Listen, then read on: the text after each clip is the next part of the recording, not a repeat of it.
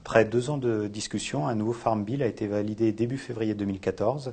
Donc celui-ci fixe le cadre budgétaire pour la période 2014 à 2018 avec une enveloppe de 489 milliards de dollars. Le Farm Bill repose sur 2 grands axes. Un premier qui vise à assurer le producteur américain au niveau de ses revenus pour qu'il puisse prendre des risques et produire plus. Et un deuxième axe visant à assurer une distribution de nourriture auprès des personnes défavorisées. Donc il est important de mentionner que ce deuxième axe en fait représente 80% de l'enveloppe. En fait, on a depuis 5 ans une explosion du nombre de personnes défavorisées qui a presque doublé en 5 ans. Finalement, c'est 20% des 489 milliards de dollars qui est destiné directement aux agriculteurs.